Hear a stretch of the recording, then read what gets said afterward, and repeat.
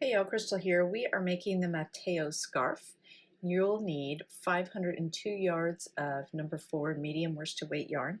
For the sample I use Lion Brand's Heartland and a 5.5 millimeter crochet hook. If you want a thicker, wider scarf or longer scarf, you'll need more yarn, so you can add another ball or two of your yarn if you plan to change length or width. The finished scarf size for the Matteo scarf as written is 6.5 inches wide by 73 inches long. For this scarf, we'll need an odd number of stitches. For the 6.5 inch wide scarf, you will foundation double crochet 21 or chain 23 and double crochet in the fourth chain from your hook. Your skip chains will count as a double crochet there. Then you will double crochet in each chain across. Okay, for this sample, I'm just going to do 11. So you need an odd number. If you need to change your width, you can do any odd number.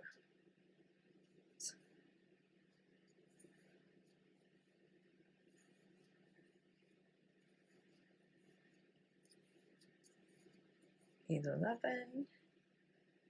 So you guys do 23 and then double crochet in the fourth chain from your hook. I'm going to work into the back bump here.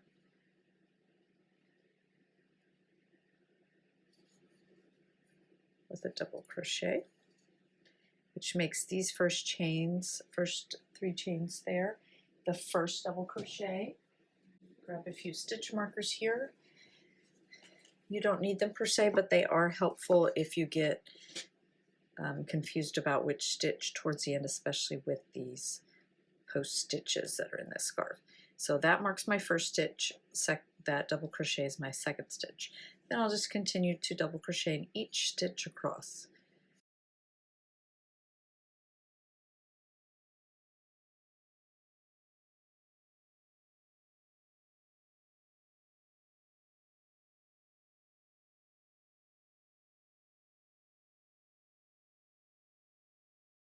Okay, when you get to the end of the row, just double check that you have an odd number of stitches.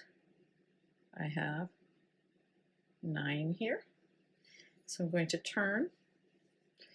And for row 2, we are going to chain 3 to start, and then we'll begin our stitch pattern after that. Back post double crochet, and repeat that across. So our first chain 3 counts as the first stitch of the row, so I'm going to use a chain 3 alternative here. You can use a chain 3, and the third chain in the top is where you will work into the following stitch. So there's my first stitch. Okay, for back post double crochet, we're going to start in the back of our work, so back here. So we'll yarn over, since we're doing a double crochet, and insert our hook from the back of the work to the front. We're going to work around the post of the stitch here, go across that stitch into the space between, back to the back, yarn over and grab that yarn, and then pull it up through across the front of the stitch, back to the back, and then you have to twist it up. There we go. So here we're working around the post of the stitch, but from the back of the work across the front, back to the back, pulling it across the front, back to the back. Yarn over, pull through 2 loops. Yarn over and pull through 2 loops. Yarn over and pull through 2 loops. So that is one back post double crochet. So you can see the double crochet. When you flip it over, you'll see it goes around the post of the stitch. This side is the front of our work. We are on the wrong side of our work here. It leaves a nice ridge here. If you like that texture, that's how you get it with the back post double crochet. Okay, I'm going to do that a few more times across the row, but the next stitch is a regular double crochet. You can see this back post lines up here with this stitch. We didn't work into the top because it's a post stitch, but we've already worked around the body of that, so we're not working into this stitch, we're working into the next one for the double crochet. And then we repeat back post, DC across, So back post, yarn over, work from the back.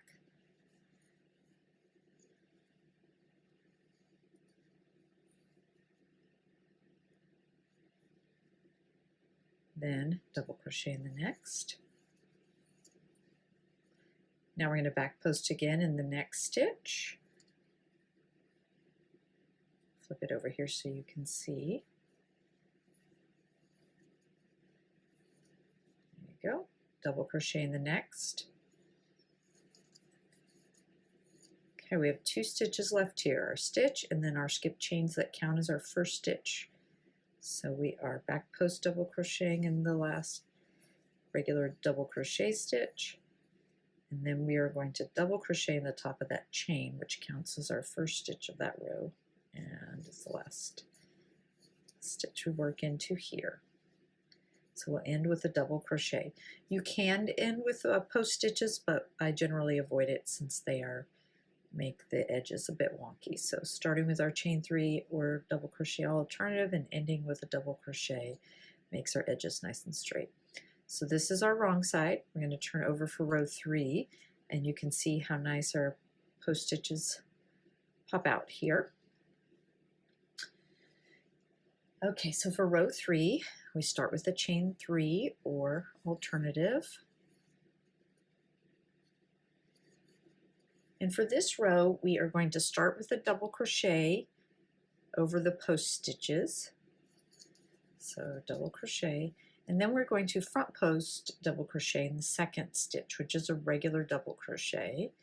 And for the front post, we go in from the front around to the back. Yarn over and pull that back across, and then finish our double crochet. So there's our front post. So the front post will show on the front.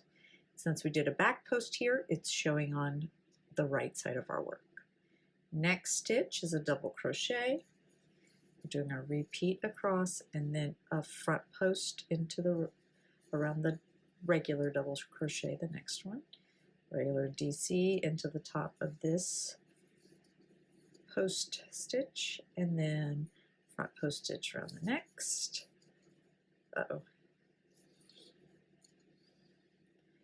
And then a regular double crochet in the top of this set of post stitches, our second to last stitch. And here we are at the top of our chain 3 alternative. If you did just 3 chains here, then you're working into the top of the third chain. And in the last stitch, we're going to place another double crochet. So on row 3 repeats, you will have 2 double crochets side by side here on the end. Again, I prefer to have the double crochets as an edge there, and we'll leave the stitch pattern for the main part of our stitches. Now we're turning for row 4. We're back on our wrong side. Start with our chain 3 or alternative. We're going to back post double crochet.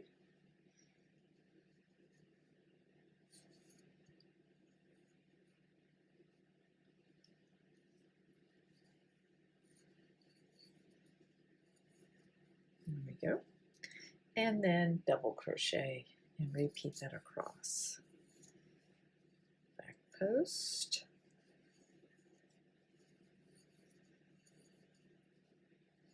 Regular double crochet.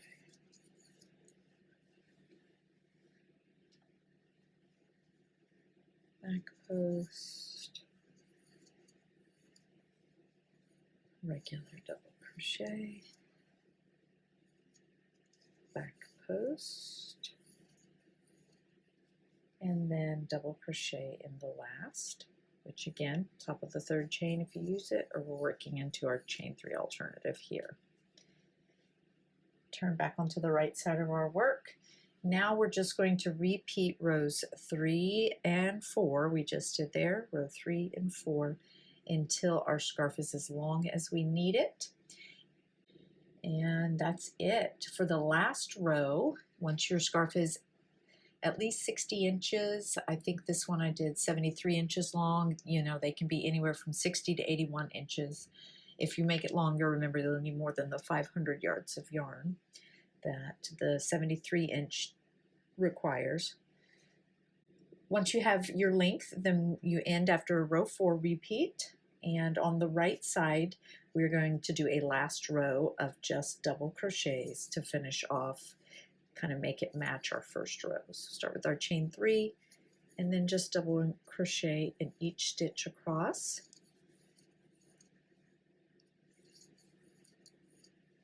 When you have done that, you can pull up your long loop, cut your yarn, and weave in your ends. Other ways to finish this scarf are by adding fringe, tassels. You can seam the two ends together for an infinity scarf. It's really versatile as far as how you can finish it off, but the Matteo scarf looks great just as it is.